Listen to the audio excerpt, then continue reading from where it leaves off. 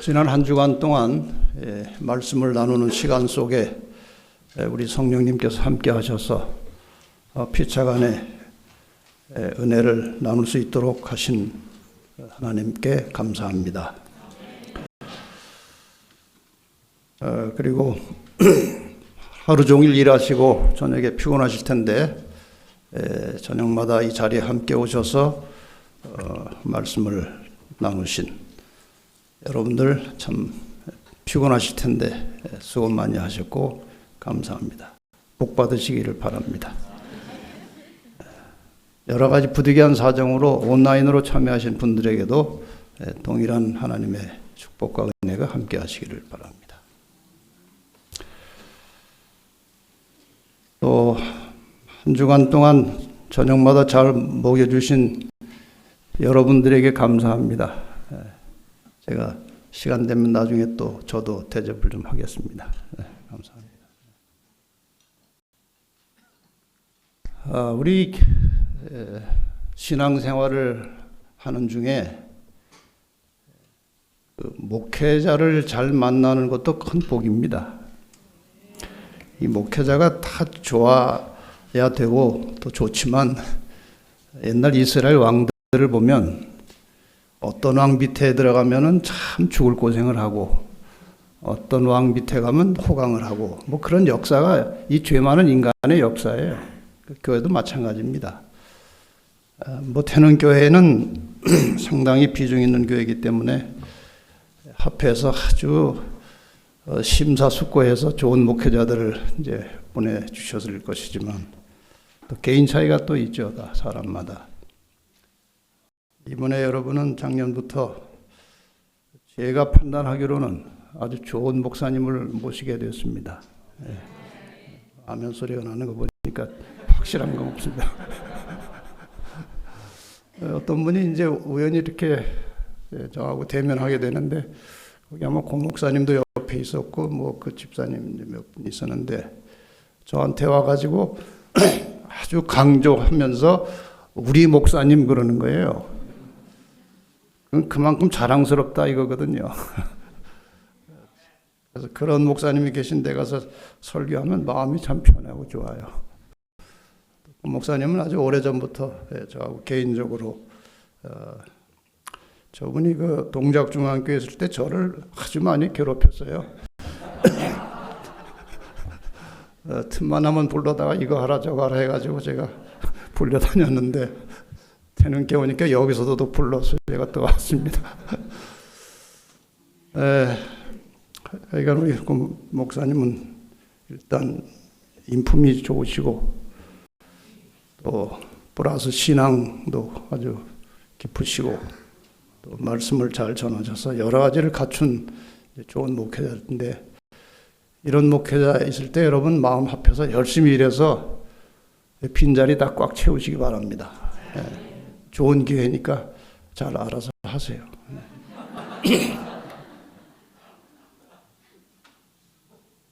오직 성령이 너에게 임하시면 이 주제를 가지고 한 주간 동안 말씀을 나누었습니다.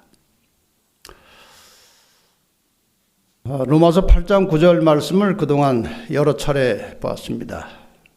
만일 너희 속에 하나님의 영이 거하시면 너희가 육신에 있지 아니하고 영에 있나니 누구든지 그리스도의 영이 없으면 그리스도의 사람이 아니라. 몸은 교회에 와서 앉아 있지만 그 심령 속에 그리스도의 영이 없으면 그리스도의 사람이 아니라는 뜻입니다.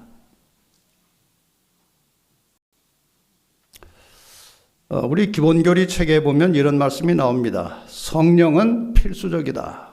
예수 그리스도께서 우리 속에서 일으키시는 모든 변화는 성령의 봉사를 통해서 이르러 오는 것이다. 신자로서 우리는 성령이 없이는 아무것도 성취할 수 없다는 것을 끊임없이 인식해야만 한다. 이것은 사실이고 진리입니다. 요한복음 15장 5절에 보면 여러분이 잘 아시는 말씀이 나오는데 너희가 나를 떠나서는 아무것도 할 수 없느니라. 예수님께서 실제로 계시면서 이 말씀을 하셨지만 예수님께서 하늘로 가시기 전에 내가 곧 갈 텐데 다른 보혜사를 보내겠다. 그가 너희와 함께 하겠다고 말씀하셨어요. 그러니까 이 너희가 나를 떠나서는 아무것도 할 수 없느니라는 말은 예수님 승천 이후에 너희가 성령 없이는 아무것도 할 수 없느니라는 말씀과 같은 것입니다. 그래서 사도 바울은 성도들에게 끊임없이 오직 성령의 충만을 받으라고 권면하십니다. 하나님께서 명하신 모든 말씀 속에는 그렇게 할 수 있도록 해 주시겠다는 약속이 보장되어 있는 것입니다. 요한복음 14장 14절에 보면은 내 이름으로 무엇이든지 내게 구하면 내가 시행하리라고 말씀하셨습니다. 그런데 구할 때의 그 태도, 마음 자세, 상태에 대해서 시편 66편 18절에 말씀하시기를 내가 내 마음에 죄악을 품으면 주께서 듣지 아니하시리라. 그러니까 우리가 하나님께 구하면 하나님께서 다 시행하시겠지만 내 마음에 죄악을 품으면 시행하기가 어렵다는 겁니다. 오늘 마지막 날 이 안식일 시간에는 성령 충만은 어떻게 이루어지는가 이런 주제로 말씀을 몇 가지 드리겠습니다.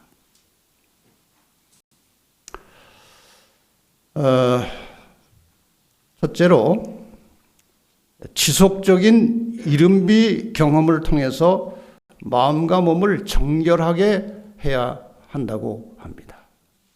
마음과 몸을 정결하게. 다시 말씀 보겠습니다. 요한복음 14장 16절로 18절 내가 아버지께 구하겠으니 그가 또 다른 보혜사를 너희에게 주사 영원토록 너희와 함께 있게 하시리니 저는 진리의 영이라. 이 보혜사가 언제 오셨습니까? 오순절에 오셨습니다. 예수님께서 하늘로 가신 이후에 한 열흘 정도 지난 다음에 오순절 절기가 있었는데 그날에 성령이 임하셨습니다. 그때 임하신 성령을 우리는 이른비 성령이라고 말합니다. 교회가 막 출발할 때 엄청난 에너지가 필요한, 엄청난 능력이 필요한 그 시점에 성령이 오셔서 복음을 폭발을 시켜서 로마를 뒤엎었습니다. 제자들의 그 힘 가지고는 도무지 불가능한 일이죠. 그런데 성령을 받은 성령 충만한 제자들에 의해서 짧은 시간에 로마 거의 전역이 복음화되는 놀라운 이적이 일어나서 교회가 이제 생명을 얻고 온 세상에 전파되기 시작한 것입니다. 그 다음에 우리가 자주 들어서 아시는 대로 예수님의 재림 직전에 이 마지막 사업을 마치게 할 늦은비 성령이 약속이 되어 있습니다. 이 늦은비 성령의 역사는 이른비보다 훨씬 더 강력할 것이라고 말씀하셨습니다. 그러나 이 이른비 성령의 역사는 오순절에 끝난 것이 아니고 그 강도는 다르지만 그 결과와 효과는 비록 차이가 있을지 모르지만 이때로부터 시작해서 이 이른비 성령의 역사는 지금까지 계속되고 있는 것입니다. 우리가 예수 그리스도를 개인의 구주로 영접하고 말씀을 깨닫고 신앙을 하는 이 모든 힘의 원천은 이른비 성령의 역사입니다. 그런데 고린도전서 6장 19절 20절에 보면 이 성령과 관련해서 우리에게 매우 귀중한 교훈을 사도 바울이 기록해 놓았습니다. 너희 몸은 너희가 하나님께로부터 받은 바 너희 가운데 계신 성령의 전인 줄을 알지 못하느냐. 너희는 너희 것이 아니라 값으로 산 것이 되었으니 그런즉 너희 몸으로 하나님께 영광을 돌리라. 여기 몸이라고 하는 것은 그냥 육체만 가리키는 것이 아니고 인격체, 인간 전체를 가리키는 것입니다. 되게 수많은 이 기독교인들이 이혼론 사상을 가지고 있어서 이 몸과 이 정신세계 혹은 영혼이 마치 이제 분리되는 것처럼 가르치는데 그것은 치명적인 오류입니다. 그것은 헬라의 이혼론 철학 사상이 교회로 스며들어와서 이 교리를 완전히 망가뜨린 것입니다. 우리의 영과 몸은, 우리의 혼과 몸은 절대로 분리할 수 없는 하나의 개체입니다. 그래서 하나가 망하면 다 망하는 것입니다. 너희 몸은 성령이 거하시는 전이라고 말씀을 하셨습니다. 너희는 너희 것이 아니라고 말씀하셨습니다. 하나님께서는 우리에 대하여 이중적 소유권을 주장하십니다. 하나님께서 인간을 창조하심으로 하나님은 우리에 대한 소유권을 가지고 계십니다. 그런데 죄로 인해서 완전히 다 죽게 되었는데 예수 그리스도의 독생자의 보혈로 우리를 다시 사셨습니다. 그래서 하나님은 창조주로서의 주권이 있음과 동시에 구속주로서의 주권을 가지고 계십니다. 그래서 우리 전 존재는 내 것이 아니고 늘 하나님의 것이라는 인식을 가지고 살아야 하는 겁니다. 그래서 이 입으로 들어가는 것을 자기 좋은 것을, 자기 먹고 싶은 것을 들여보내는 것이 아니고 하나님께서 원하시는 것을 집어넣어야 되는 거예요. 여기서 나오는 것도 내 욕망에서, 인간의 본성에서, 이 죄된 속성에서 나오는 언어가 아니고 성전용 언어가 나와야 되는 거예요. 늘 다른 사람들에게 희망을 주고 용기를 주는, 그리고 덕을 세우는 그런 언어를 사용하는 것이 성전 관리의 굉장히 중요한 원칙입니다. 일단 우리는 능력 있는 성령을 받을 수 있는 기도를 드리기 위해서는 마음이 정결해야 된다고 말씀하셨습니다. 마음의 정결을 유지하는 것은 죄 없는 상태로 살아가는 것을 의미합니다. 어떻게 생각하면 너무나 어려운 것입니다. 죄 없는 상태로 산다는 것이. 그러나 하나님께서 우리가 할 수 없는 일을 요청하지 않으십니다. 얼마든지 우리는 하나님의 은혜로, 하나님이 주시는 방법으로 죄 없는 상태로 살아갈 수 있게 되어 있습니다. 설명을 드리겠습니다. 이른비 성령의 역할 중에 하나는 사람이 죄를 깨닫게 하고 죄를 자복하게 해서 죄를 용서받고 정결하게 살아가도록 돕는 일을 성령이 하십니다.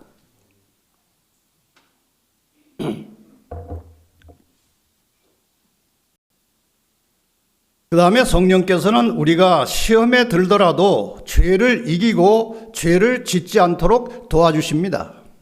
이게 성령께서 하시는 일이에요.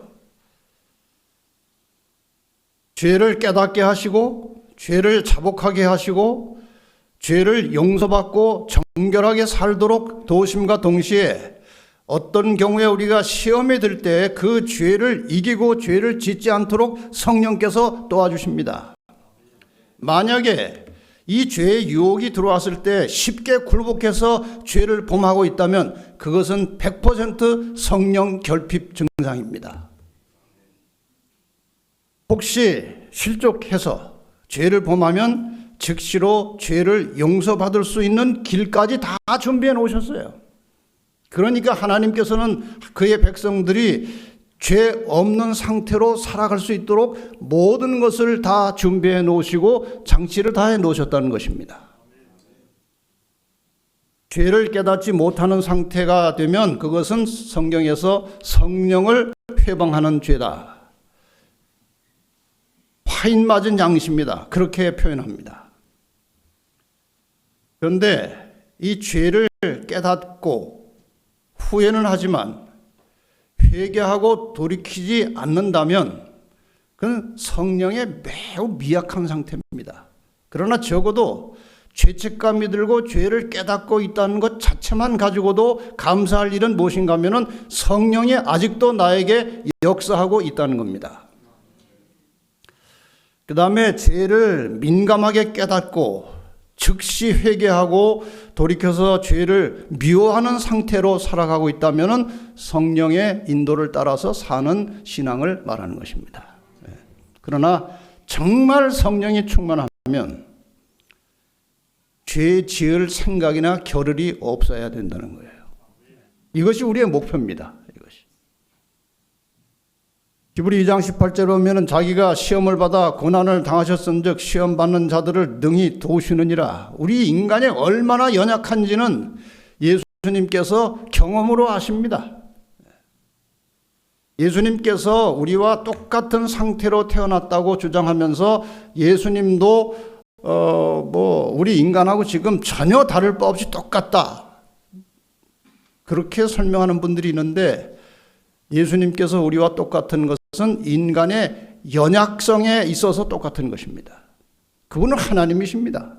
그러나 4,000년 이상 타락한 인간의 연약성을 타고난 것이지 죄성을 가지신 것이 절대로 아닙니다.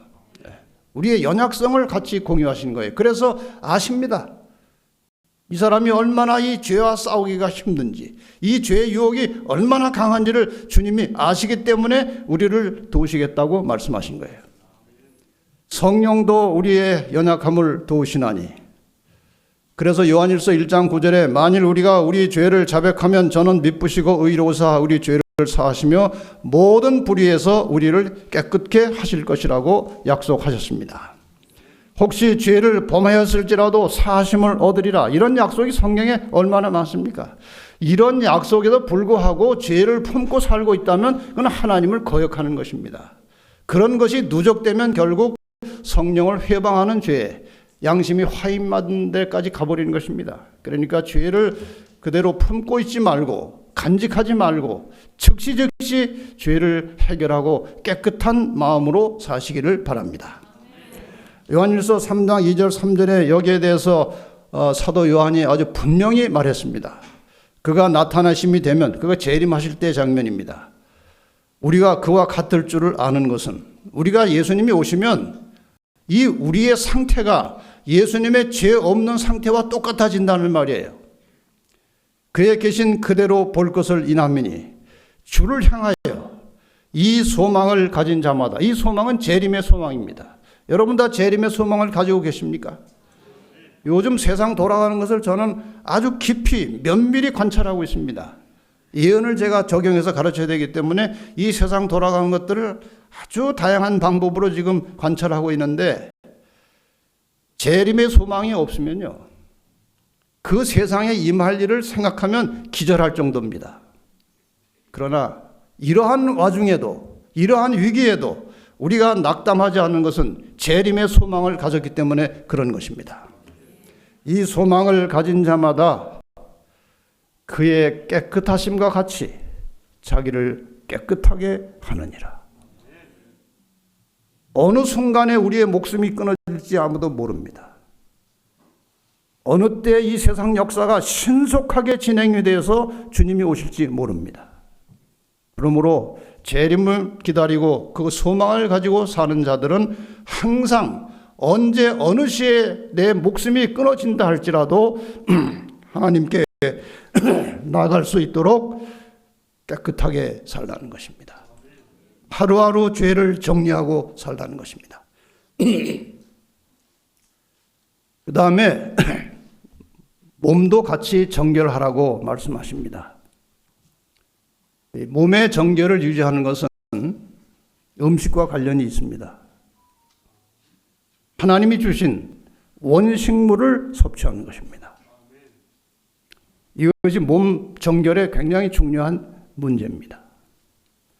레위기 11장 44절에 보면 너희도 몸을 구별하여 거룩하게 하고 땅에 기어다니는 것으로 인하여 스스로 더럽히지 말라.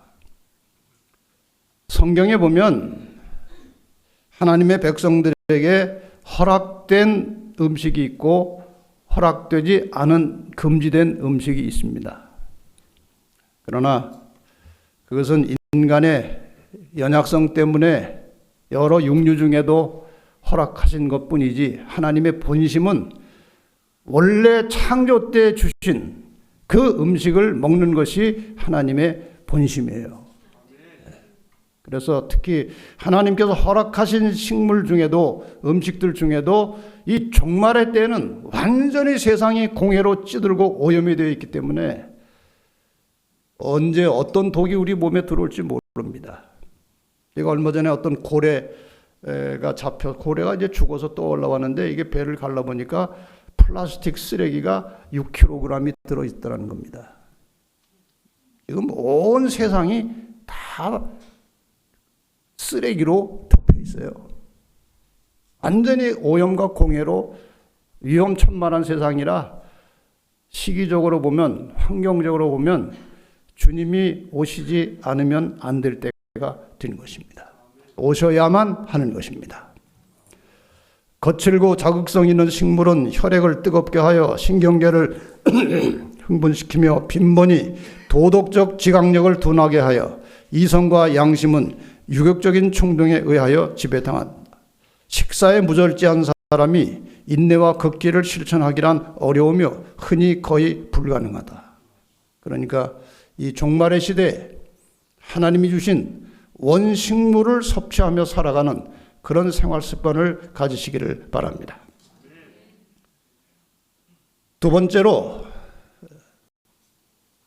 첫째는 성령이 충만하려면은 몸과 마음이 깨끗해야 하는 것이고, 두 번째로는 즐거운 마음으로 하나님의 말씀에 순종하라는 것입니다. 제가 이제 이 순종하라는 설교도 많이 들었고, 저도 순종하라고 자주 설교를 하는데 어느 날 이런 생각이 들었어요. 무엇을 순종하라는 것인가? 하나님 말씀을 순종하라는 대원칙은 알고 있습니다. 근데 구체적으로 하나님의 말씀을 우리의 생활 속에서 순종할 때 어떻게 살아야 되느냐, 무엇을 하며 살아야 되느냐, 이런 생각을 하다가 말씀에 순종한다는 것은 무엇이냐 하고 설교를 이제 제가 한번 한 적이 있습니다. 그 1시간 설교를 제가 한 화면에다 요약해서 이제 말씀을 드리려고 합니다. 신명기 28장 2절에 보면은 내가 내 하나님 여호와의 말씀을 순종하면 이 모든 복이 내게 임하며 내게 미치리니. 많은 사람들이 오해하거나 착각하고 있는 것 중에 하나는 하나님의 말씀을 순종하기가 어려운데 그 말씀을 기도하고 그냥 열심히 노력해서 순종하면 너 순종했다고 복을 주는 게 아니고 하나님의 말씀에 순종하는 것 자체가 복이에요. 왜냐하면 인간이 어떤 상태로 있을 때 무엇을 하며 어떻게 살 때 가장 행복하고 마음이 안정되고 평안하고 건강하게 살지를 창조주께서 가장 정확하게 아십니다. 그래서 하나님께서 우리들에게 이렇게 하라 저렇게 하라고 말씀하신 것 중에 그것을 순종해서 하나님이 덕볼 것은 단 하나도 없습니다. 하나님께서 하신 모든 말씀은 우리의 삶에 현재적으로 현세적으로 복이 되도록 하시기 위해서 주신 말씀이기 때문에 초기에는 그 순종이 조금 힘들고 고역같이 느껴지지만 계속해서 그것을 극복하고 순종하다 보면 그것이 복이 되는 거예요. 자기의 삶에 큰 복이 되는 것입니다. 정신적으로나 영적으로나 육체적으로 그렇게 하나님이 주신 대로 살면 복이 되는 거예요. 그래서 이 성경에 보면은 이제 인간이 구원받는 원리가 나와 있고, 그 다음에 구원받은 성도들이 어떻게 살아야 될지 다양한 교훈들이 많이 나옵니다. 그래서 한번 제가 그것을 정리를 해봤습니다. 그런데 이 인간이 그리스도인으로서 해야 될 일들을 보니까 세 부류입니다. 세 종류예요. 하나님과의 관계에 있어서, 다른 사람과의 관계에 있어서, 그리고 자기 관리. 이 세 가지가 주로 하나님께서 명하신 모든 말씀의 중심에 이 세 가지가 들어있어요. 이 하나님께 대하여 우리가 여러 가지 다양한 순종해야 될 말씀들이 많이 있지만 가장 기본은 예배입니다. 예배, 하나님과 우리의 관계는 예배로 유지되는 것입니다. 이 예배에 있어서 인간이 가져야 할 대단히 중요한 사상이 무엇인가 하면은 하나님의 주권 사상이에요. 그분이 우리를 창조하셨기 때문에, 그분이 나의 주인이기 때문에 피조물로서 창조주를 찬양하고 예배하는 것입니다. 그러면 나의 무엇의 주인인가? 내 모든 생명과 생명에 의해서 어느 정도 소유할 수 있는 시간 전체가 하나님의 것입니다. 인정하십니까? 그 다음에 우리가 살아가는 데 있어서 정말 필요한 것들이, 물질들이 많이 필요한데 모든 물질의 창조주는 하나님이십니다. 사람은 물건은 만들 수 있어도 물질은 못 만듭니다. 여기 마이크가 있는데 이것은 사람이 만들었지만 이것을 만든 물질은 사람이 만들 수 없는 것이에요. 모든 하나님의 창조된 물질을 가지고 사람이 만들기 때문에 이 물질을 생산하고 유통하고 해서 벌어들인 모든 재물은 100% 하나님의 것입니다. 우리의 시간 100%, 우리의 재물 100% 다 하나님의 것임을 인정하십니까? 그것을 인정하는 사람들이 하나님 앞에 바치는 것이 시간의 7분의 1, 일곱째 날을 드리는 것이고 11조를 드리는 것입니다. 그러니까 안식일만 하나님의 시간이 아니에요.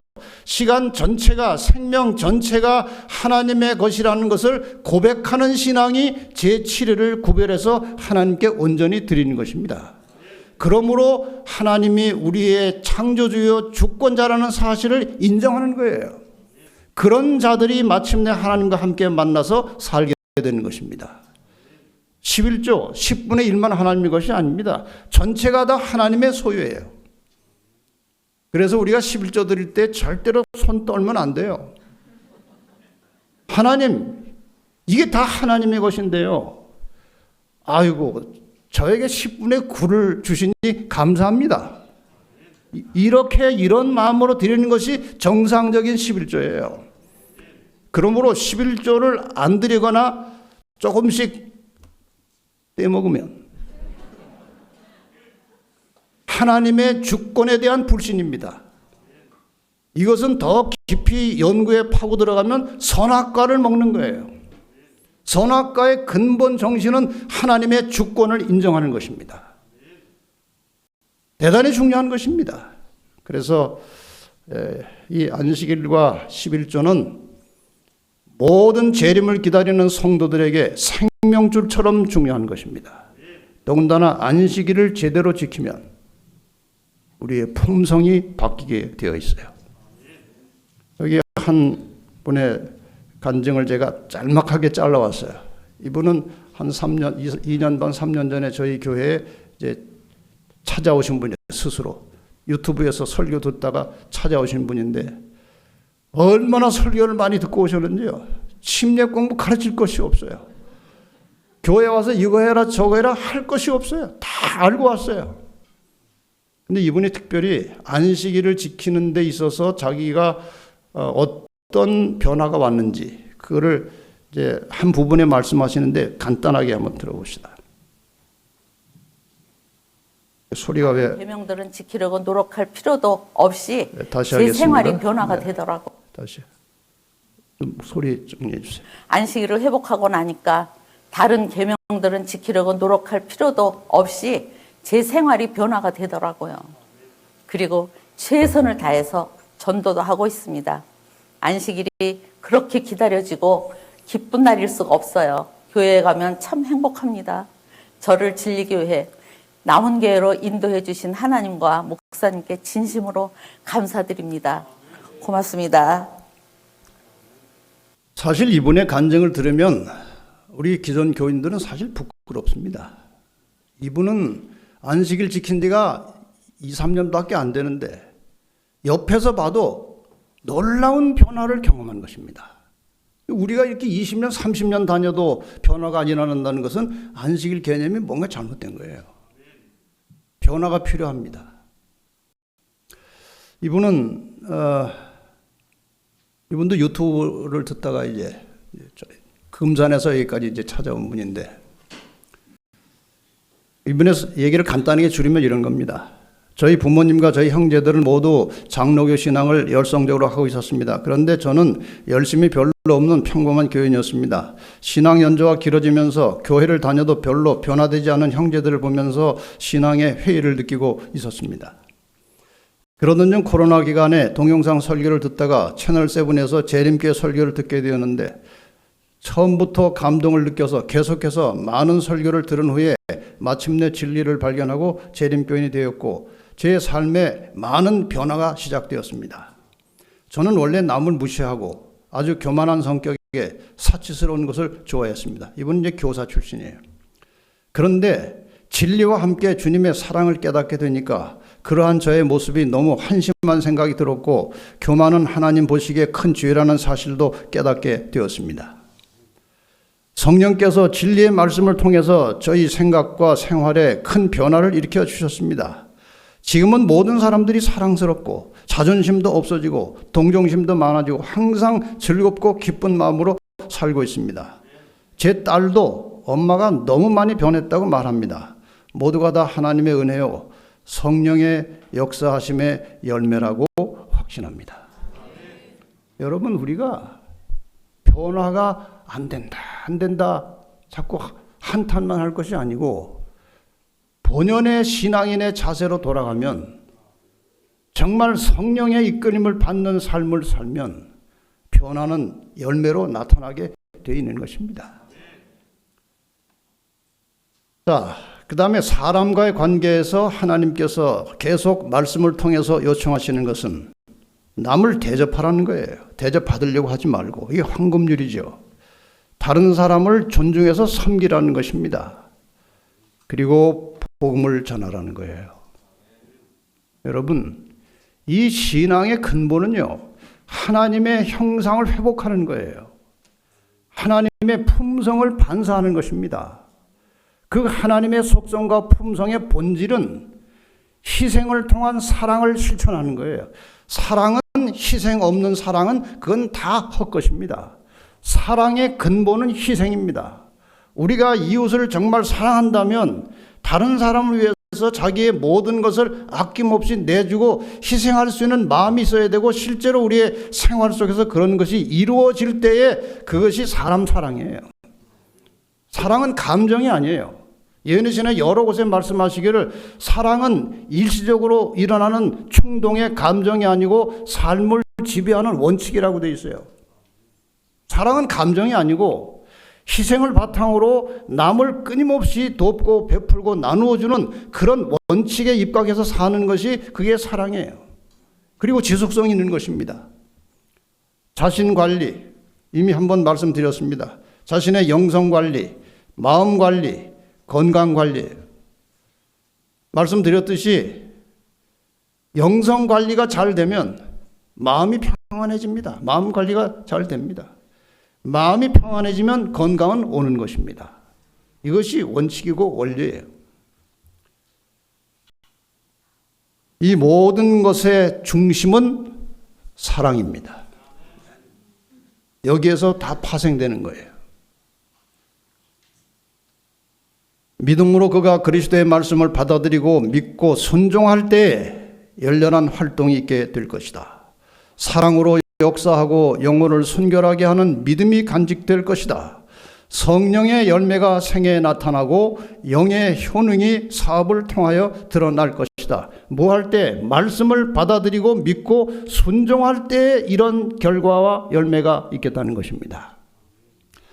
사람이 언제든지 율법을 범하는 죄를 버리면 그 생애는 율법에 순응하게 될 것이요 완전한 순종을 하게 될 것이다. 이것이 바로 성령께서 하시는 일이다. 우리가 하나님 말씀에 순종하기를 원하면 우리의 의지와 힘으로 하려고 해봐야 아무 소용이 없습니다. 그럴 마음이 있으면 그런 마음이 발동됨과 동시에 하나님께 매달려서 성령을 구하시길 바랍니다. 제가 하나님의 뜻대로 살기를 하는데 무기력합니다. 힘이 없어요. 하나님 말씀에 순종할 수 있는 성령의 능력을 저에게 허락해 주십시오. 이것이 늘 우리의 심령 속에 일어날 때 성령께서 우리의 삶을 통해서 일하시고 역사하십니다. 주 입게 영구할 말씀의 빛 양심의 소리 성령의 역사하심이 전체 인간을 구속하기 위하여 자신의 몸을 완전한 희생물로 바치신 그리스도에 대한 순수한 사랑을 마음속에 낳게 한다. 그리하여 사랑은 순종 가운데서 나타나는 바 된다. 다시 말씀드립니다. 사랑은 감정이 아니에요. 하나님의 말씀의 원칙에 순종하는 것입니다. 그것이 진정한 사랑임을 명심하시기를 바랍니다. 그 다음에 이 성령 충만한 사람들의 특징, 성령 충만하게 되려면 영혼에 대한 깊은 관심으로 복음 전도에 헌신할 때에 이 성령이 함께 하신다고, 이건 대단히 중요한 핵심적인 문제입니다. 사도행전 1장 8절에 성령이 무슨 일을 하실지가 예수님께서 아주 명확하게 명시해 놓으셨습니다. 성령이 임하시면 너희가 권능을 받을 것이고 온 세상을 향해서 내 증인이 되리라. 이 말씀은 너희가 복음을 전하게 될 것이다. 그 말 아닙니까? 증인은 가만히 있는 사람이 증인이 아니고 증언을 하는 사람이 증인이에요. 예수 그리스도에 대해서 증언, 전도하는 사람이 증인입니다. 성령은 우리가 그리스도의 증인이 되도록 하기 위해서 내려주신 것이라고 여기 주님이 말씀하셨어요. 여기 그리스도인 선교봉사에 상당히 중요한 말씀이 있습니다. 신자들이 하나님과 동역자가 되는 진정한 의미를 체험으로 깨닫게 될 때에 하나님의 성령이 풍성히 임할 것이며, 지금 한 주일 동안 성령에 대해서 집중적으로 말씀을 드렸기 때문에 아마도 여러분의 마음속에 계속 들은 사람이라면 이 성령에 대해서 뭔가 새로운 생각을 가지셨을 것입니다. 내가 그동안 성령을 제대로 구하지 않았구나. 이 성령에 대해서 내가 충분한 이해가 없었구나. 앞으로 이 성령을 구하는 기도를 좀 더 열심히 드려야 되겠다. 이런 마음을 다 가지셨습니까? 이렇게 안 가지셨으면 내가 헛시간 보낸 거 아닌가요? 그런 마음 가지셨습니까? 네. 꼭 재수를 해야 합격을 합니까? 여기 성령의 풍성이 임할 것이며 앞에 있는 말씀을 잘 보시기 바랍니다.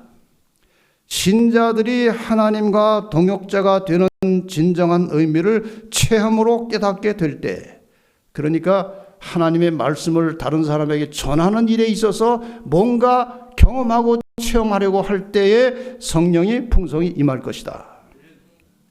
온 세상은 하나님의 영광으로 환해질 것이다. 우리가 하나님의 사업에 온전히 헌신할 때에 하나님께서 그의 성령을 한량없이 부으심으로써 그것을 인정하실 것이다. 그러나 교인들의 대부분이 하나님의 동역자가 되지 않는 한 성령을 부으시는 일은 없을 것이다. 그러니까 이 성령은 물론 개별적으로 역사하시는 것이 사실이지만 이 성경의 내용을 보면은 이 성령이 집단으로 임하는 일이 상당히 중요한 일이에요. 초대교회도 120명의 성도들이, 제자들이 함께 모여 있을 때 거기에 집단적으로 성령이 임하는 것입니다. 그래서 이 태능교회도 이 교회에 성령이 충만히 임하시고 성령 충만한 교회가 되기를 원하신다면 여기 말씀드린 대로 교인들의 대부분이 선교 정신을 가지고 전도하는 일에 함께 움직여가면 이 교회에 성령이 임할 것이라고 말씀하신 거예요. 이걸 다른 말로 하면 교인들이 대부분이 이 선교적 활동에 동참하지 않으면 이 교회에 성령이 임하는 일은 없을 것이라는 말과 같은 것입니다. 그러니까 여러분께서 각자 내가 이 복음을 전하는 일에 함께 동참하지 않으면 이 교회 성령에 임하시지 않는다는 그런 책임감을 가지셔야 돼요. 그래서 모든 성도들이 각자 선교 정신을 가지고 복음 전도에 참여하는 그러한 성도들이 되시기를 바랍니다. 초대교회 당시에 제자들이 성령을 받게 된 경위를 우리가 분석해 보면 얼마든지 오늘도 이 교회가 성령 충만할 수 있습니다. 처음에 제자들은 자기들의 그 못난, 저질러 놓은 그런 실수들 때문에 후회했습니다. 그러나 이제 정신을 가다듬고 함께 모여 앉았을 때에 그들의 심령 속에 회개하는 심령이 일어났어요. 그냥 후회하는 정도가 아니고 철저하게 잘못을 뉘우치고 회개하는 일이 벌어진 것입니다. 그전에는 서로 자기가 잘났다고 생각했는데 서로가 자기를 낮추고 겸손하게 회개합니다. 이렇게 서로가 잘났다고 할 때는 뿔뿔이 다 흩어져 가지고 전혀 합쳐지지 않은 오합지졸이었는데 다 자기가 잘못했다, 내 탓이다 하고 서로가 다 자기의 잘못을 고할 때 연합이 일어나는 겁니다. 연합된 다음에 무슨 생각이 드는가 하면 주님께서 분부하신 내가 너희에게 분부한 모든 것을 가르쳐 지키게 하라. 너희는 내 증인이 되라. 이 말씀이 이제 생각이 나서 이제 우리가 연합되었으니 이제 복음을 전하러 나가자 하는 전도 사명이 느껴진 겁니다. 전도를 하러 나가려고 하는데 무능한 것입니다. 능력이 없어요. 그래서 능력의 필요를 느낀 것입니다. 전도하지 않는 사람은 능력의 필요를 느끼질 못합니다. 여러분 전도 해보신 분은 다 아시겠지만 이게 보통 그 어려운 일이 아닙니다. 정말 전도는 쉬운 일이 아닌 것처럼 우리가 경험을 하고 있어요. 왜 그렇습니까? 능력이 필요한 것이에요. 그래서 전도의 사명을 가지고 일하는 사람만이 성령의 능력의 필요성을 절실하게 느끼는 거예요. 그래서 이제 달라고 기도하는 것입니다. 약속하셨으니까 이 성령의 능력을 저에게 주십시오 하고 기도를 안 할 수가 없는 것입니다. 기도합니다. 그러면 성령이 임하셔서 일하게 하시는 것입니다. 이게 그 당시 분석해 보면은 정확한 절차예요. 이것이 오늘 우리에게도 그대로 적용이 되는 것입니다. 그리스도의 정신은 전도의 정신이다. 거듭난 마음속에 제일 먼저 생기는 충동은 다른 사람들 또한 구주께로 인도하고자 하는 충동이다. 이 말을 또 다른 말로 바꿔볼까요? 침례를 받고 나는데도 다른 사람들을 구주께로 인도하고자 하는 그런 마음의 충동이 없으면 잘못 거듭난 것이다. 정말 진정으로 그리스도의 이름으로 성령으로 거듭나면 이것을 다른 사람에게 전하고 싶은 마음이 생길 수밖에 없다는 것이죠. 모든 진실한 제자는 한 사람의 선교사로서 하나님 나라에 태어난다. 그는 구주를 알게 되자 즉시 다른 사람에게 그분을 알려주고자 열망한다. 오늘 침례 받으신 두 분 정말 축하드립니다. 이제 이 사명을 받으신 것으로 생각하시기 바랍니다. 그래서 여러분 주변에 가까운 사람들에게 나의 이 구원받은 경험을 끊임없이 다른 사람에게 알려주고 그들도 구원받도록 인도하시는 그런 하나님의 충실한 종이 되시기를 바랍니다. 그렇게 해야 신앙이 자라나는 거예요.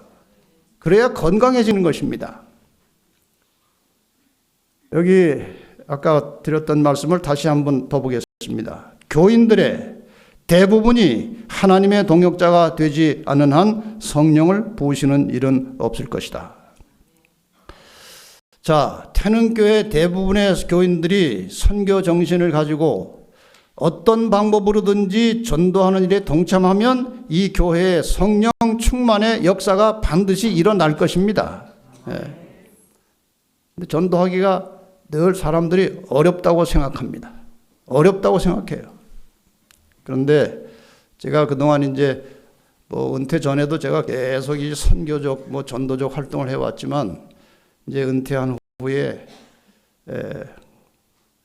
공식적인 일 없이 전도만 이제 하게 돼서 아주 재밌어요. 보람 있고. 우리 집사람은 은퇴하고 나서도 그냥 왜 그렇게 나를 괴롭히냐고. 왜냐하면 제가 교회를 맡아 있으니까 사모일을 또 해야 되거든요. 충분히 이해가 돼요. 제가 여자라도 그런 말 하겠어요. 그런데 이게 중요하니까 이제 하는 겁니다. 요즘은 뭐 충분히 이해가 돼가지고 적극적으로 지원하고 있어요. 그래서 감사한 일입니다. 왜냐하면 전도하면서 영혼들이 자꾸 들어오니까 이것을 못하게 하면 죄 짓는 것 같다는 생각이 드는 거예요.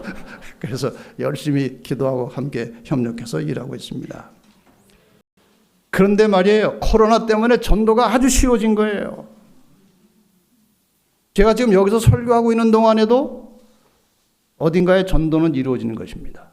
누군가가 이 전도하는 설교를 듣고 있어요, 어디선가.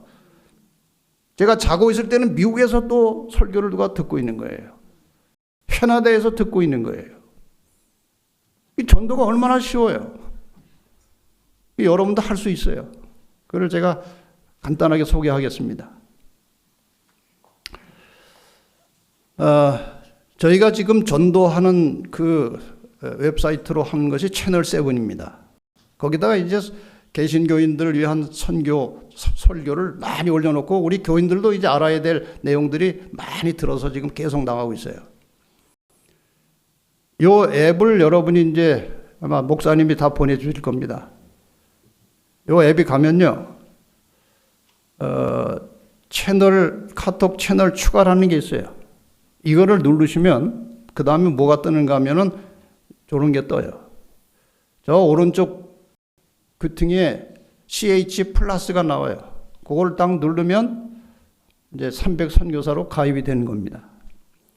그러면은 채널 7에서 전도용으로 내보내는 설교를 직접 그냥 자동으로 받게 됩니다. 뿐만 아니라 아주 쉽게 다른 사람과 공유할 수 있도록 장치를 다 해놨어요. 이게 어떻게 뜨느냐? 여기에 가입을 해두면 설교를 보낼 때에 이런 모양으로 들어갑니다. 동영상 보기를 누르면 자기가 일단 보는 겁니다. 본 다음에 이것은 어디로 보내면 좋겠다고 판단이 서면 그 옆에 공유하기를 누르면 이제 그 다음부터 자기가 보내고 싶은 사람들 다 보내는 거예요. 얼마나 쉬워요.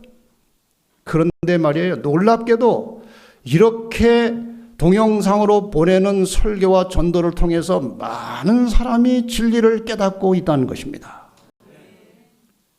한 번은 어느 시골에서 한 나이든 집사님이 야채를 한 박스 보내면서 편지를 그 안에 써서 보내셨어요. 내용이 이겁니다.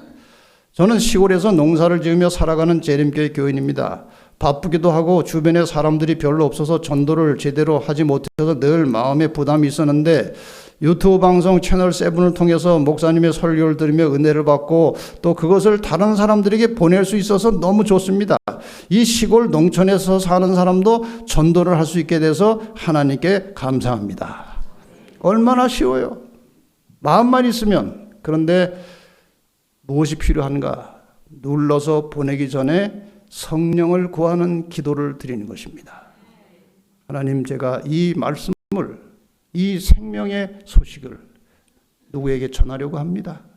하나님, 그 받는 사람의 마음속에 성령님 함께 하셔서 이 말씀을 들을 때 감동이 있고 깨달음이 있게 하셔서 주님께로 돌아올 수 있도록 문을 열어주십시오. 이것이 변화예요. 그동안 자기만 위해서 살았는데 전도를 하면은 남을 위해서 기도하지 않을 수 없는 것입니다. 이렇게 해서 얼마든지 전도는 쉽게 할 수 있다는 것을 잘 기억하시고, 또 어떤 분은 이렇게 보내왔어요. 저는 채널 7에 올라오는 설교를 빠짐없이 듣고 있습니다. 말씀을 들은 후에는 그 설교를 보통 100명 이상에게 보냅니다. 받는 분들이 듣든지 안 듣든지 말씀에 씨앗을 뿌리는 마음으로 전하는 것입니다. 추수는 나중에 하나님께서 성령을 통해서 하실 것이라고 믿습니다. 대쟁투 마지막에 우리가 지금 뿌려놓은 씨앗들이 어디에 어떻게 해서 자라고 있는지 모르지만 늦은미 성령이 임하시면 그 모든 심령 속에 뿌려진 씨앗들이 터져서 많은 사람들이 진리를 찾아서 하나님 편에 서게 될 것이라고 말씀하셨어요. 열매와 결과에 관심 가질 것 없이 부지런히 씨 뿌리면서 복음을 전하시기를 바랍니다. 네 번째로, 사람을 진심으로 사랑하면서 모든 사람과 화목하라고 그랬어요. 이게 성령 받는 데 있어서 아주 중요한 것이에요. 왜? 누군가 마음이 불편한 관계에 있으면 그 성령의 역사가 어려운 것입니다. 여기 말씀을 몇 가지 보겠습니다. 잘 아시는 말씀이에요. 그러므로 예물을 제단에 드리다가 거기서 내 형제에게 원망 들을 만한 일이 있는 줄 생각나거든 예물을 제단 앞에 두고 먼저 가서 형제와 화목하고 그 해에 와서 예물을 드리라. 그러니까 기도하다가 누구하고 마음이 꺼름직한 게 있으면요, 그거 해결하고 기도해야 기도에 힘이 있다는 것입니다. 그래서 혹시 누군가와 관계가 좋지 않은 상태에 있다면 이 관계 안 좋은 것을 상대방이 알고 있으면요, 직접 가서 화해하고 화목한 관계를 만들어야 됩니다. 그런데 나는 저 사람을 미워하고 있는데 저 사람은 내가 미워하는 줄 몰라요. 근데 사람이 영물이라요. 말 안 해도 대충은 다 압니다. 그러니까 말할 단계가 아니면 혼자서라도 회개하시고 그 사람에게 좋은 마음을 가져서 구원받은 그리스도인은 모든 사람과 함께 화목한 관계로 사는 것이 구원받은 증거예요.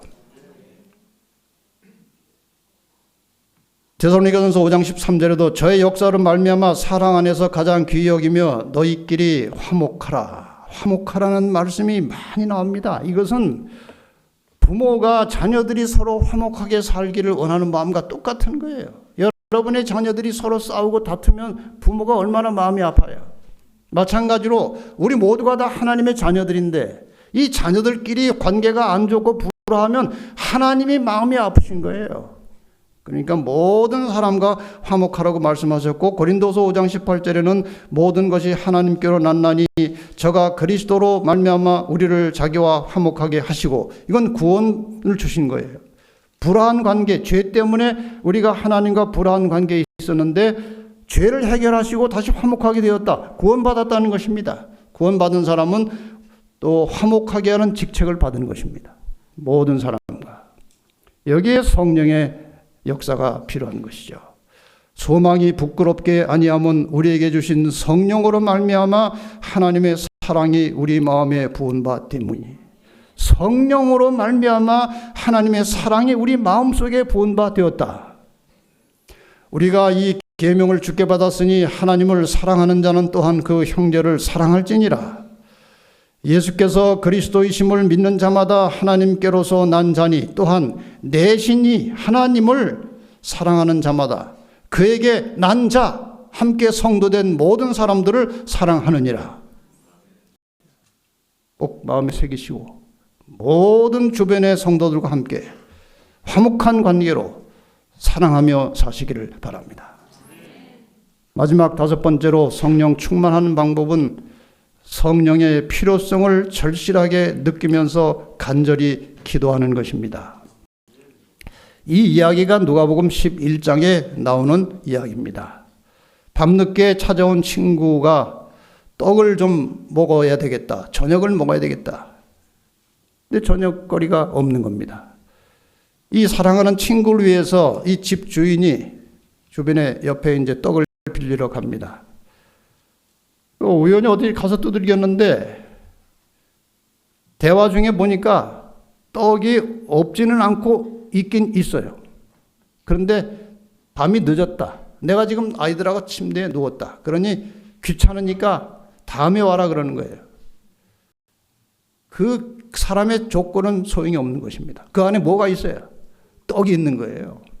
그러니까 계속해서 두들겨 대는 겁니다. 그 집주인이 생각해 보니까 이거 떡 안 줬다가는 잠을 못 자겠어요. 그래서 떡을 주고 싶어서 준 게 아니고 너무나 간절하게 떡을 빌려달라고 하니까 누가복음 11장 8절에 비록 헛됨을 인하여서는 일어나 주지 아니할지라도 그 강청함을 인하여 일어나 소용대로 주리라. 성령을 이 구하라 찾으라 두드리라는 말씀을 우리가 잘 인용해서 기도를 하는데요. 이 기도의 핵심은 성령이에요. 성령을 구하라는 거예요. 성령을 찾으라는 거예요. 성령을 달라고 두드리라는 겁니다. 그게 성경에 답이 그대로 나오지 않습니까? 너희가 이 이야기 끝에 나오는 이야기, 말씀이에요. 13절. 너희가 악할지라도 좋은 것을 자식에게 줄 줄 알거든 하물며 너희 천부께서 구하는 자에게 성령을 주시지 않겠느냐. 저는 이 말씀을 보고 한동안 이런 생각을 했어요. 우리 모든 성도들에게 그렇게 성령이 필요하면 좀 알아서 주시지. 이걸 꼭 이렇게 간절히 막 떡 안 주는 그 집 주인한테 대문을 막 두들겨 가지고 떡을 뺏어가듯이, 떡을 달라 해서 가져가듯이 그렇게 해야 왜 성령을 주시는가. 좀 알아서 적당하게 주시지. 가만히 생각해 보니까요, 알아서 적당하게 주셨다가는 큰일이 납니다. 왜냐하면 나는 뭐 성령 별로 느끼지도 않았어요. 근데 하나님이 주셔가지고 이게 능력이 나오는 거예요. 품성이 변화되고 성령 가르치면 회심하는 역사가 일어나고, 저 담임 목사는 뭐 5번을 갖다가 붙여줘도 회심을 못 시키는데 내가 이거 한두 번 가르치니까 열매가 탁탁 나오는 거예요. 그러면요, 사람 버립니다. 자기 잘난 줄 알고. 그래서 어떤 자에게 성령을 주시느냐? 정말 간절한 심령으로 애타는 마음으로 성령을 구해서 그 성령의 능력의 열매와 결과가 나타날 때 100% 하나님께 영광을 돌릴 만한 준비된 심령의 성령이 임하시는 거예요. 그래서 구하라는 것입니다. 그래서 찾으라는 거예요. 그런데 구할 때 조건이 있습니다. 어떤 마음으로 구해야 되는가? 이 집 주인은 자기가 먹을 떡을 구한 게 아닙니다. 친구에게 주기 위해서 간절하게 구했어요. 우리가 성령을 구할 때는 나누어 주기 위해서 구할 때에 답이 오는 것입니다. 하나님, 이 영혼을 제가 지금 가르치려고 합니다.